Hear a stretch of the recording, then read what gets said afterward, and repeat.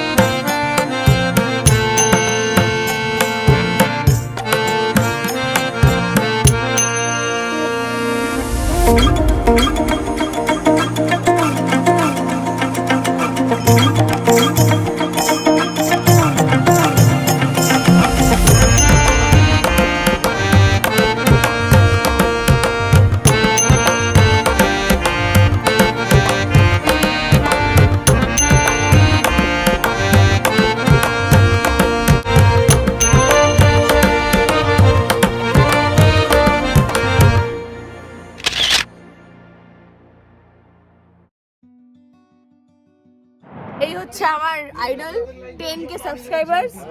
তুমি 5 মাসে ব্যাস। এবার আমাকে এই স্ক্যামটা বলে দিচ্ছে যে না আমরা এখন এই স্ক্যামের ভাগ, তাই তো? সব ফোন নিয়ে কি করতে হবে? আগে সাবস্ক্রাইব, লাইক, কমেন্ট আর সবার ফোন দিয়ে আগে কি করতে হবে? শেয়ার করতে হবে, কমেন্ট। খুব ভালো এগিয়ে যাও সব বলতে হবে। আমার অ্যাকাউন্ট থেকে খোলা তিনজনে হচ্ছে শেয়ার করছে, বুঝতে পারছো? তাহলে কি একটা ভিডিও চালার সাথে তিনজন শেয়ার, ইউটিউব ভাবছে বাবা কি না কি। কিভাবে 10K সাবস্ক্রাইবার করলে 4 মাসে স্ক্যামটা বলো?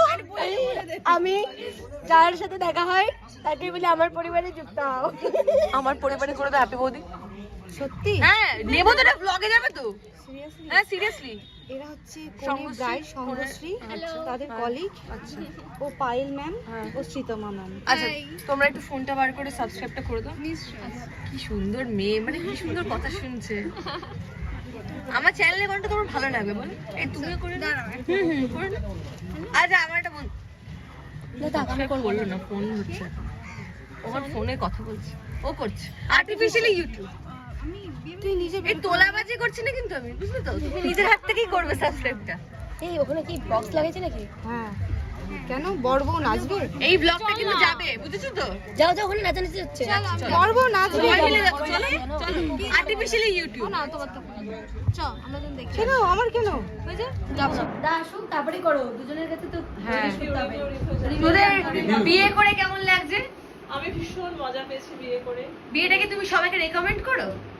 হ্যাঁ মোটামুটি আমি বিয়ের পরে কি হবে side effect I don't know, ওইসব বলতে হবে না, কিন্তু আমি instant যেটা বলো। করলাম ইনস্ট্যান্ট সত্যি কথা কথা বলতে বলতে মজা করেছি দারুণ ও এনজয় করেছে। এক্স্যাক্টলি। আচ্ছা। দারুণ মানে আগের দিন যেমন ওর মুড আপ ছিল তেমন বিয়ের দিন দারুণ মজা করছি।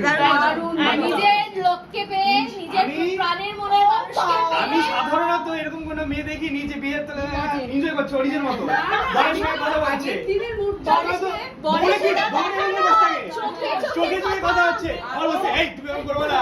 এটা হচ্ছে সব দেখতেছি। সব থেকে ওদের চোখে কথাটা চোখে কথা। বলেই যাচ্ছে আমাদের মাঝে কোনো আওয়াজ পাত্তা হচ্ছে। দিচ্ছে না। এরকম করে দাঁড়াও, দেখা আমি যাচ্ছে। বলছি আগের দিনের মুডটা যদি হ্যাঁ, আরেকটু exactly, পরের দিন যারা যারা ওরকম দেখেছে। হয় ও সেই বিয়ের দিন থেকে এত ফুর্তিতে ছিল মানে সে বরকে কখন দেখবে কি করবে ওরা তো দেখেইনি। দারুণ, আন্টি দারুণ, তোকে রিভিউ দিতে বলেছি, আন্টি পুরো অ্যানালিটিক্স দিচ্ছে তুই কি কি করেছিস। Exactly. ওফ ওফ ঠিক বল, দারুণ, দারুণ না, ঠিক আছে। জম্পেস গেছে বিয়েটা, জম্পেস। ও মানে খুব খুশিতে ছিল আমি মানে সেটাই বলছি। আমি কারো বিয়েতে তো এনজয় করিনি, যেটা না, না। নিজের বিয়েতে করেছি। হ্যাঁ, কেন ও কি দাঁড়া থাকে বাড়িতে তারা যাবে? থাকে বাড়ি যাবো বলে। যাবে। কিন্তু আমি আমার বিয়েতে সবকিছু দেখেছি, কিভাবে কি Present হচ্ছে না হয়, হচ্ছে, present হয়। কিভাবে সিঁদুর পরানো হচ্ছে। কারো সিঁদুরদান আমি দেখিনি, আমি সাবর্ণী সিঁদুরদানের সময় খেতে গেছিলাম, ওর সিঁদুরদানও দেখিনি কারণ আমি কাঞ্চা আরম্ভ করবো।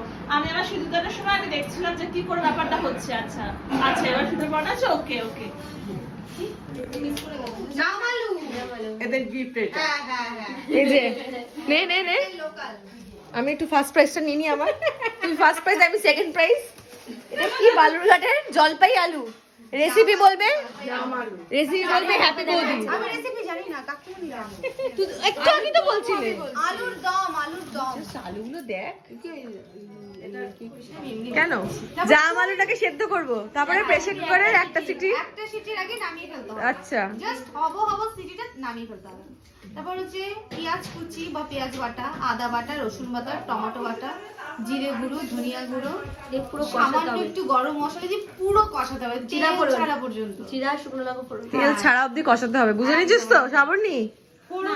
আলু নিলে হবে না, আলুর দমটাও শিখে নিতে হবে চুপচাপ। তেজপাতা আর শুকনো লঙ্কা আর জিরে না তারপরেই রেডি বালুরঘাটের ফেমাস জাম আলুর দম। নাড়িয়ে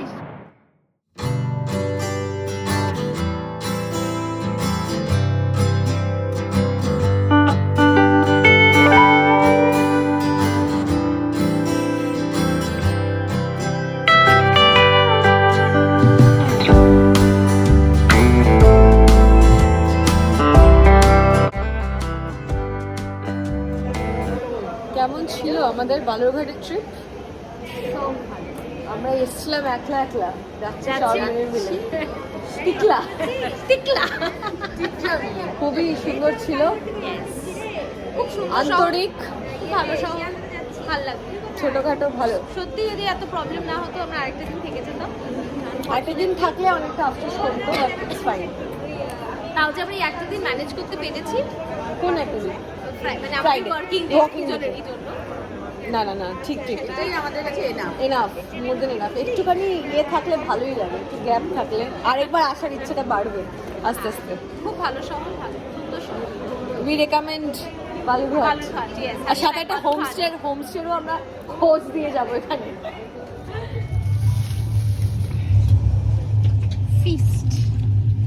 ফিস্ট বাই গীতাদি না রাধাদি। যদি মিক্স করে নাও না, আমি যেটা এই বলেছি। আলুটাই আমি আমরা- যে এটা দিয়ে আমি আলুর দম সেটা খেয়েছি আমরা। এটা একটু বেশি প্রোটিনটা করে ফেলেছি। Then ব্যাস। this happened. চলো স্টার্ট।